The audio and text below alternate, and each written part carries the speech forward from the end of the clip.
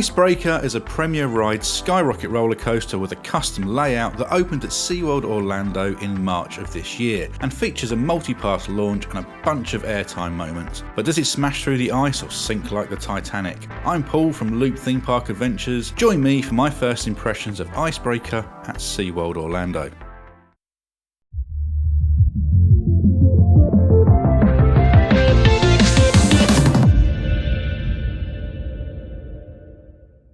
Now we've broken the ice, perhaps you would consider leaving a like on the video and subscribing to the channel for loads more cool content.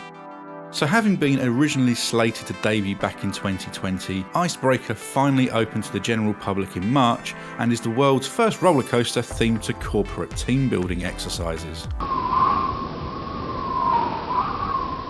Your ride begins by navigating the tight trains and presumably ironically named comfort collars before departing the station onto a stretch of transfer track. You then scooch along sideways onto the main circuit of the coaster. A gentle backwards launch nudges you about halfway up the backward spike before gravity brings you back into the launch track. A big jolt forwards, up over the mini airtime hill and into the top hat for some nice hang time before dropping down into the second backwards launch, which picks up the pace again with the train now reaching the apex of the 94-foot spike before one final launch forward sends the train up to its top speed of 53 miles an hour and gives you some big ejector airtime during the mini hill, followed by some lovely floater over the top hat and into a sweeping right hand turn, a series of airtime hills which provide some nice bumps of ejector, a really cool turnaround section, there's a wave turn thrown in there, before a final couple of airtime hills ends the experience. Truth be told, it's a really fun ride that provides some good moments of both ejector and floater airtime during its layout. I'm not sure if the first backward launch is necessarily needed. This coaster wouldn't suffer at all by having 3 launches instead of 4 in my opinion, as the first launch never gives you much anyway.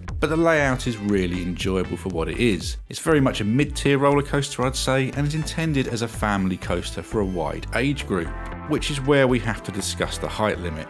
So due to the restraint system being used, Icebreaker operates with a 54-inch height limit. For context, that's 3 inches taller than you need to be to ride Velocicoaster and 6 inches taller than the requirement for Iron Gwazi, which is crazy.